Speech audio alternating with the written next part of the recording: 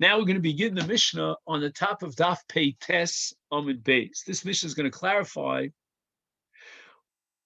these laws of a chabura when they want to pack out.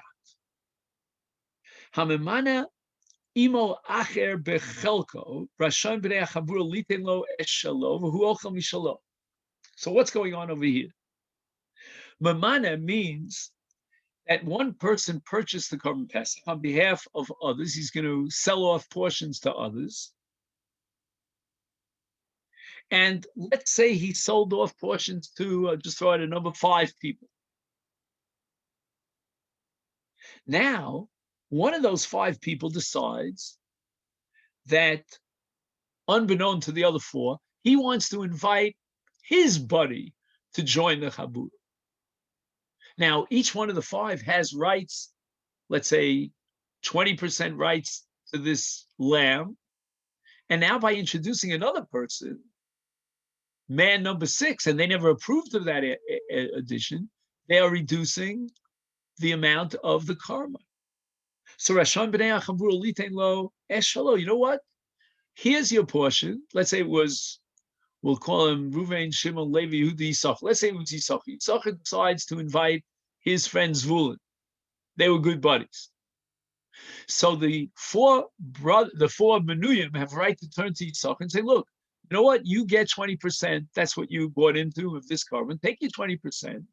Go eat it together with your friend Zvulun, and that'll be a nice match. But you're no longer with us in the Achilas HaPesach. We have a Seuda. We're eating the Korban Pesach. You're out of here. Take your portion and run. And you want to divide it up with Zvulun. That's your prerogative. Who ochel mishalo, v'hem ochel mishalahem. So he'll eat together with his friend, his buddy Shimon, his buddy Zvulun, and that's fine. The rest of the group will continue as a chabura and eat together as a chabura. Iboilahu. The Gemara asks the following suffix. This is a euphemism. Yadav yafos, his hands are nice. What does it mean? He grabs extra portion beyond his allotment. He's a glutton. Ma'uchi yomulo, can the other bnei chabura say to him, Tol chelkav, say, you know what? You want to grab more of the carbon than is coming to you? Take your 5th, if there were 5, and eat it somewhere else, and that's it. Shalom al Yisrael. We don't have to tolerate this business that you have a belly that's not satiated with your chelik, and you want to eat more above and beyond your chelik. Mi Amrina. Now the Gemara analyzes the Tzadei Asaf. Does this person, again, we'll call him by the name Yisachar, right? Does Yisachar have the right to say, you invited me, you accepted my application, and you validated me to be a partner on this carbon. And as a partner, you know what? You gave me rights to eat whatever I'm allowed to eat, whatever I can eat, whatever I desire to eat. And if I'm a very hungry person, I want to eat more, then that's fine. Once you invited me to join the group, I now have rights of my own here. You can't throw me out. Oh, Dilma, like Kika Bilta Vicha. Why did we invite you to join us in this chabura? We wanted to make sure that every single person would get a certain chelik of the carbon. And by eating that carbon, we would not be left with any nosar. That's called litkune. You're really helping us out here because we want to make sure that we'll be able to eat the entire carbon. We have 4 people now in the group, and we're going to be able to eat, let's say, 80% of the carbon. We don't want to make nosar out of the last 20%. So we invited you to eat that 20%. But Lo kabilnoch. We never accepted you to eat more than your 20%. Toshma, let's learn our Mishnah. Perhaps from our Mishnah we could derive a conclusion about this individual who's eating more than his share.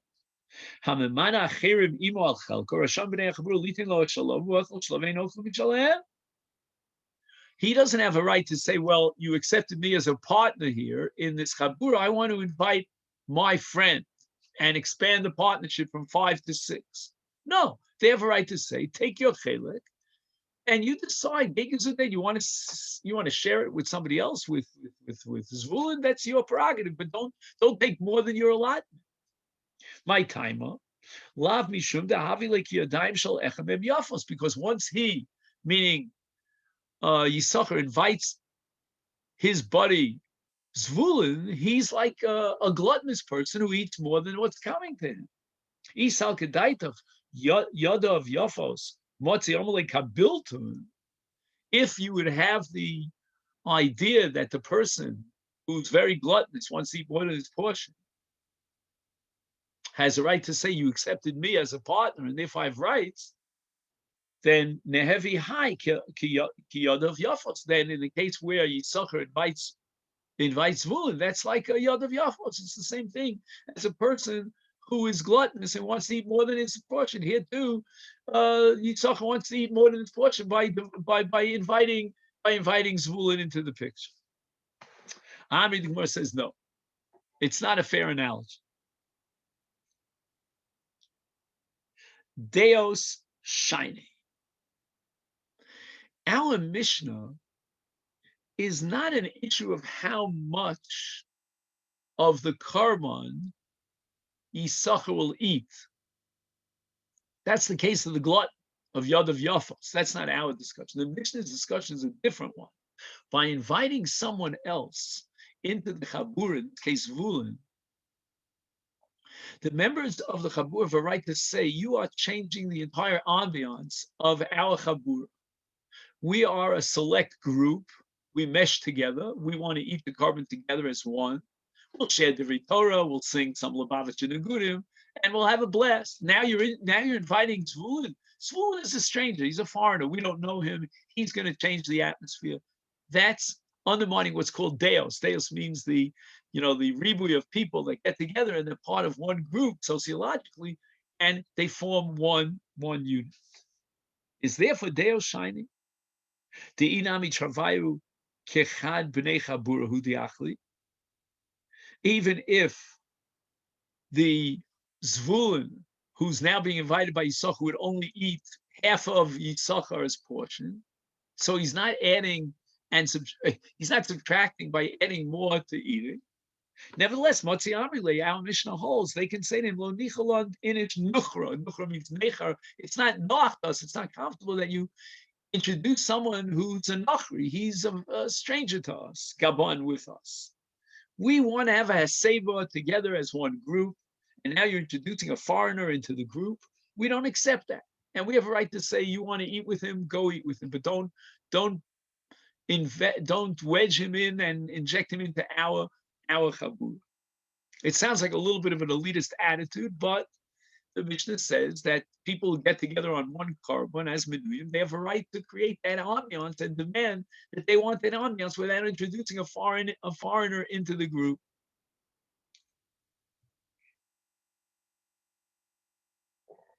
But that issue has nothing to do with the issue of Mishi Yadav Yafos, who's eating more than his share. Maybe he has a right to say, you know what, you invited me in. I never joined in order to eat exactly, the 20% that's my gili. You have to live with me and allow me to eat more. Toshma, now we're going to try to prove it from a brayso. Hashamash sha'achal kezayis basa b'tzad tanur. Shamash, who's the waiter who's going to serve the members of the chabura, he's going to take the korban pesach from the tanur after it's roasted, and he's going to serve it to the bnei chabura. He himself is part of the chabura. And now what happens is, the shamash decides he's going to start eating the korban. He smells the roasted meat. He gets overwhelmed by the wonderful smell of roast, and he starts eating from the korban pesach. The brayso says if he's smart, he's going to eat a lot. Why? Because if he doesn't eat a lot, let's say he eats only a small amount, he will not be able to continue his achila elsewhere. Why? Because once you start eating the korban pesach in makom X, that's where you have to finish it. And once you uproot yourself and relocate yourself, you can no longer eat from the korban pesach. So if he's smart, don't just take a little taste, but eat whatever whatever his heart desires. Now, in Rotzu B'nei Chabura Lasos Tova Imo, if the rest of the Chabura are very magnanimous and they are good Samaritans vis-a-vis the Shamash, then they will relocate themselves. There's a table over there. They'll pick up from the table, reset the table right next to the tanur, next to the oven. So that now the shamash is going to be able to eat more and more and more of the Korban Pesach because he never relocated himself. He's serving right there, half an hour, right next door to the oven. Now, Ratzu in, the Gemara is medayik from the Lashon of Brisa, lo Ratzu lo, meaning if the Bnei Chabura want to be very nice about it, they can relocate themselves to facilitate the Shamash and allow him to eat more of the Korban Pesach by locating themselves next to the Tanur, but they're not obligated to do so. Vamai. Nemalahu hakabilton. Why doesn't he have the right, the Shamash, to say, you accepted me into the Chabura, and you have to do whatever's necessary to facilitate my ability to eat the Korban? And I didn't get my full chelik, my shleimus of chelik, and therefore you have an obligation to relocate yourself. From the fact that he doesn't have the rights to say so, and they have a right to say, look, it's a big kircha. We set up the table and we have everything set and all the whatever's on the table we have, and now we have to pack out and relocate ourselves, reset the table. We don't have to do that. So we see from this that he, as an individual member, the shamash of this chabur, has no rights to say, what, cater to me. What do you mean cater to you? We don't have to be matriach ourselves for you. And the Gemara thinks by analogy the same thing with regard to the gluttonous person. And he wants to say, well, look, you accepted me into the group. I have rights now to eat as much as I want. And they have right to say, no, we didn't accept you and give you rights. You have rights to eat your portion and no more than your portion. So Gemara says, no, shiny hossam, that's not a fair analogy. The case of shamash is different. They don't have to pack out and sit with him next to the tanur, the amri lay. They have a right to say to the tanur, ki to the shamash, ki kabilnach adaita bin nitrach, come on. We hired you as our waiter. You have great talents as a waiter. We'll pay you for your services as a waiter. You are meant to reduce the tircha level. Make it easy by servicing. We never invited you to join the Chabura to impose tircha on us, that we have to relocate and so forth. But that has nothing to do with our suffix in the case of Yod of Yafos, whether he can eat a little bit more than his portion. Ashma, but we'll bring it from another rice. Let's prove it from Bnei Chabur Shal Yod of Shal Echem Ev Yafos. Here's the explicit addressing our case. One of the Bnei Chaburas is gluttonous. He wants to eat a larger portion. Rashain Lomelo, they have the right to ban them to the Chabur, say, Tol Kelkakov, and say, take your allotted portion and pack out of here. And furthermore, now the Gemara says, the Brisa says, let's extrapolate from this laws of derech eretz that apply the whole year round. Now this siboles is a regular suit of chol, of a weekday, has nothing to do with Korban Pesach and the night of the 15th of Nisan.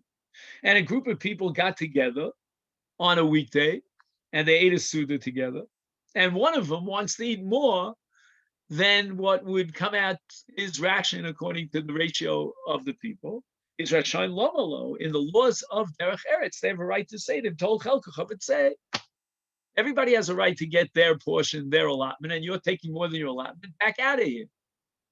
Shmam, we see clearly that if you have a case of Yodav Echad Yafos man, he's gluttonous and he takes more, then the Bnei Chabur have the rights to tell him, Tol Chelkachav, and say, take your portion and pack out. The Gemara asks, my velo od. What was the chidush of the Brisa when it added the discussion about the sibolis, the seuda, the whole year round? Lomi boy ka'amar. This is a Brisa which is called zu v'yein tarach lomer zu. I'm going to tell you the bigger chidush, and I don't even have to tell you. It goes without saying the lesser. It's lomi boy pesach. Dimotzi Amrile Kikabilnoch Leskunes Vicha. We understand in the case of the Korban Pesach that they, the Bnei Chabura, have a right. So I said Zu. I'm sorry. I just want to correct one thing. Zu v'ein tzarich lomer zu, which is called lo mibai in the Gemara's language, means that it's understood in the first case, but I'm going to tell you by ode, even in a case where it's not understood, where it's a bigger chiddush. In the first case, I understand very well that the Bnei Chabura could say to him, Tol, Chelk Chavitzei, because they only invited him into the Chabura to eat his allotted portion and to guarantee that the Pesach will be a Nechal and there won't be any Nosa. Oh, but now, what about a case of Siboles, Elafilu Siboles? I'm going to tell you a bigger chiddush. Even in the case of Siboles Nami, here, there's no issue of nosar, and there's no reason logically that the Bnei Chabur should say, well, you're limited to your portion. Nevertheless, tzavta bi'almahu. Even though it's only a matter of wanting to eat the seuda, it's not a question of Korban Pesach with nosar or any of those issues. Nevertheless, they have a right to say that they agreed that he would join their seuda on the condition that he eats his portion. If he wants to eat more than his portion, Yadav Yafos, then they have a right to say to him, pack out. Ika di Amri, according to second Mishnah, ha lo iboilan, that in fact there was never a suffix to begin with about a person who's Yadav Yafos, and certainly the Bnei Chabur have a right to say to him, Tol Chel Chavetzei, Elahachi di boile. This was the suffix. B'nei Chabur Rashaim Lecholiko Einam Rashaim Lecholik. The real suffix in its original version was about B'nei Chabura. Once you join a Chabura and you eat together as a group, all participating in one Korban Pesach, are we allowed to split? And it's true that in the case of Yodav Yafos, they have the right to say to him, tell say, but the problem is that's breaking up the Chabura. And Einam Rashaim L'chalim, according to one side in the Gemara. In other words, we would think that since Einam Rashaim L'chalik, they can't split the Chabura, Ein Echad Yachal Lachuf Es Chavera. I can't say to you, you know what? You're misbehaving over here. You're taking more than your chelek. Pack out, because that's going to break up the chabura. And ein rashoim lichalik. We cannot break up a chabura.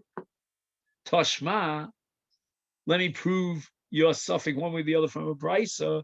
B'nei chabura shehayu yadav shel echem yochos rashoim lomalo tein chelko chavatzei.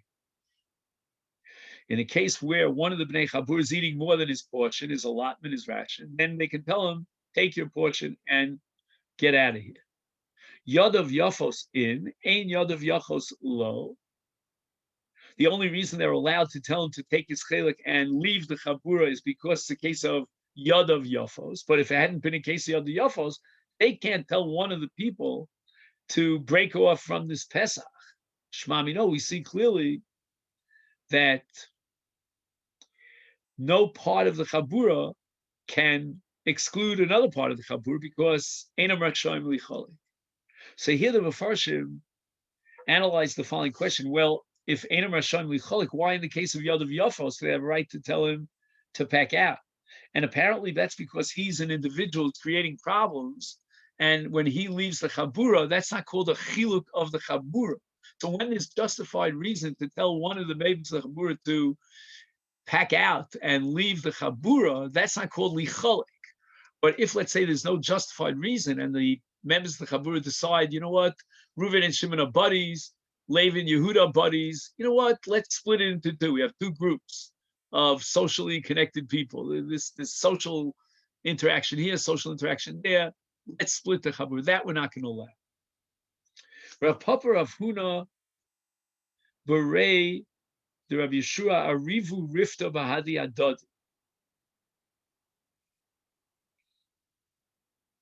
So Rav Papa and Rav Huna had a pas, they had a loaf of bread, and they decided to eat it together. Adi ochel Rav Huna bread Rav Yeshua chada. Now, I told you it was a loaf of bread. Actually, let me correct myself. It's more than one loaf of bread. There are a number of loaves of bread, and there are two people that are joining as a group, a two-member group, eating these loaves of bread. And what happened? Rabbi Yeshua, I'm sorry, Rav Huna Breid Rav Yeshua was taking his time. You know, he ate a normal pace, and he ate up one loaf of the many loaves. But until he finished eating his one loaf, Achel Rav Papa Arba, Rav Papa finished up 4 loaves of bread. Amalei, so Rav Huna turns to Rav Papa and he says, Plagli, you have no right to eat. You know, you're grabbing onto all these pitos. Give me half. I join you in an equal partnership. Amalei. So Papa says, Kabiltu, you accepted me and invited me to join you in the Suda. I have rights now. I have rights to eat whatever I can eat and whatever I desire to eat. Ace Rav Huna turns to Rav Papa and he asks him, Kol Hani Tufta, all the kashas that we brought in the Gemara, from the Mishnah, our Mishnah, from the Brisa, the Shamish, and so forth and so on. And Vishani Kiddushanina, and Rav Papa gave all the answers that we gave in the Gemara.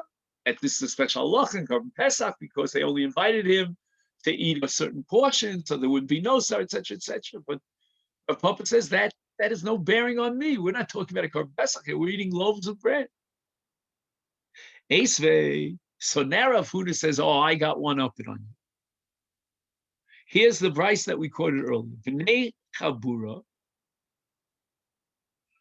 they can exclude and eject one person who is eating more than its chelek.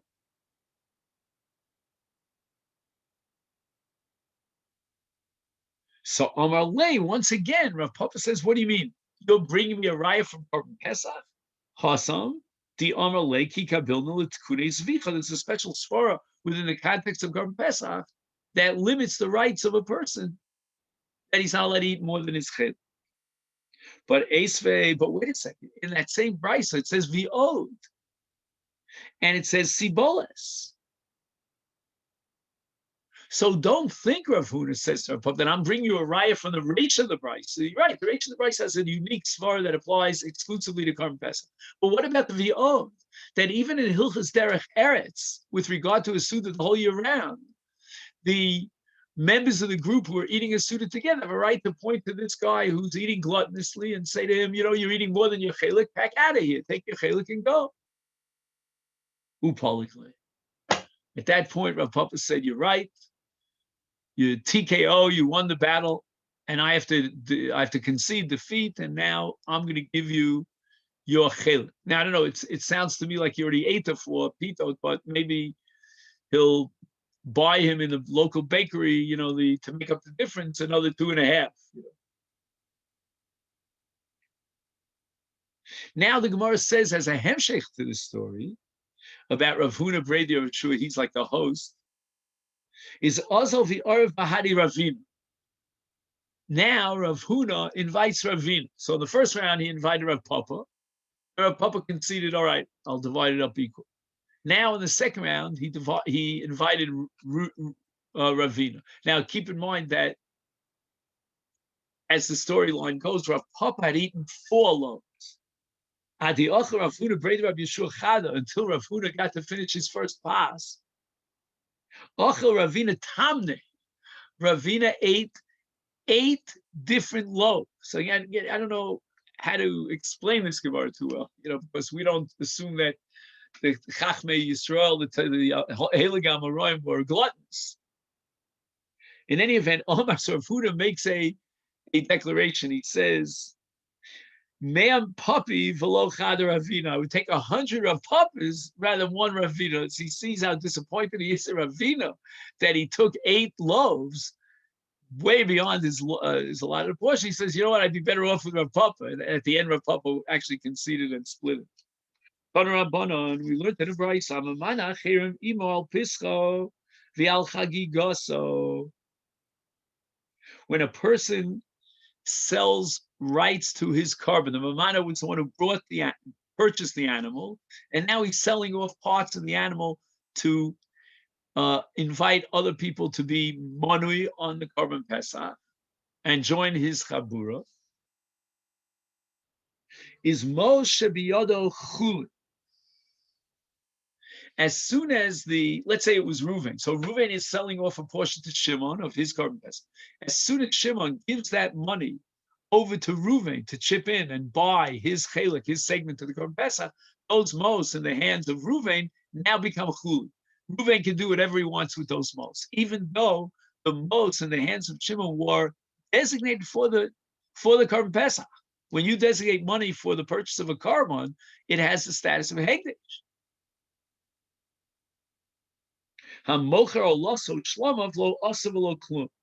If I own an ola of shlomim, which is brought from my kapara, I can't sell it off to anyone else. The sale is invalid. Umos kol shehen, and whatever mos the mocher received from the buyer, from the lokeach for a carbon shlom, a carbon ola, is yiplo l'nedav. They really belong to hegdesh, and that's called Ketzam Mizbeach, which is a collection of money that's designated to buy a carbon nidav, some sort of a what's called nidvas hatzibu, a communal voluntary carbon. So the Gemara asks the following question: in the Sefer, when he sold, they're like, I'm selling you something that I don't own. I don't own the shlomim. I don't own an ola. It's a machaper for me, but it belongs to Hegdesh. And now I went ahead and sold it to you. The sale is totally void. It's meaningless. Is mos amay yiplu v'nidava?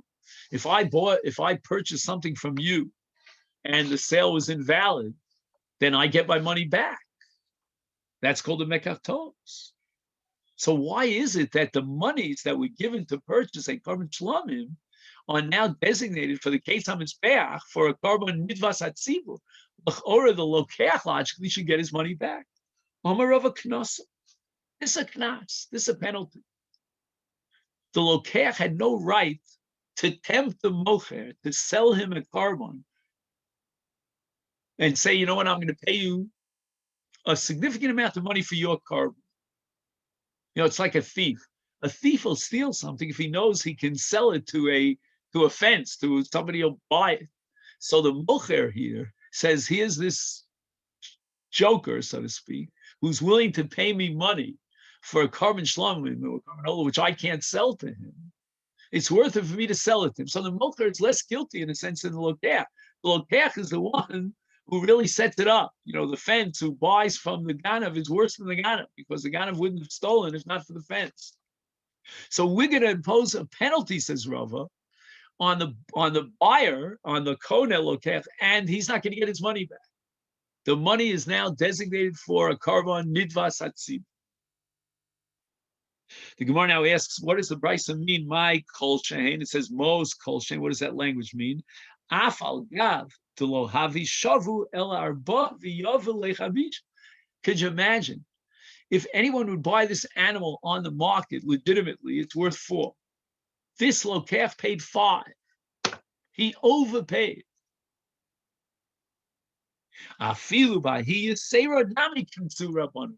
Even with regard to that additional sum, that increment that goes above and beyond the market value, that also is being included in the knas and is also earmarked to buy a nidvas tzibur. We're not going to let him off the hook and say, look, you know, we'll penalize you on 4, which is the market value. We'll give you back a rebate on the 5th. No, we're not going to say that. We look at the whole mecher as one entity, and the 5th is part of it, and the knas is chal even on the 5th. Amar Ulavi Tamer of Oshia, Efshar Yodi Chavrin Bivavloi, Taimadai Milsa. So apparently Ula came from Eretz Yisrael. We got to Bavel. He requested of the Bavliim if they could possibly reveal to him the deeper meaning of how in the ratio, the price that we just learned, if I buy a Korban Pesach and then I sell off portions, the money that I receive from the buyers is chulin. I can do with it whatever I want. I don't get it. Says Ula, Zehifrish Tle Lepischo. Right? It was Ruvain who designated this lamb as a korban pesach, has kedushas hakorban. Vizeh, and now Shimon, who buys a portion of that korban, ifrish modes lepischa. He had designated a lot of these monies for buying a korban pesach. That makes it hegdish. Is hey hegdish chalal hegdish? How could these modes go lechulin? Chulin means when you do a pigeon, you take something that's chulin and you take something that's hegdesh and you transfer the kedusha from the hegdesh over to the chulin. But if you have two objects that are both hegdesh, there's no room for chilul for a pigeon. You need something that's chulin upon which the pigeon is going to be chal, and the hegdesh can now be transferred over to the chulin. But if you have hegdesh and hegdesh, there's no possibility of transferring it. The ketani, and yet the Brisa says most shabiyado chulin. How do we explain? So this leads us to Daf Tzadi Amar Aleph Omar Abaye, which in Mirz Hashem will be our sugi here in Daf Tzadi 90, around number 4 tomorrow. So let me take this opportunity to wish everyone a great day. Tomorrow, Mirz Hashem, B'li Neder, we'll have the shir at the regular time,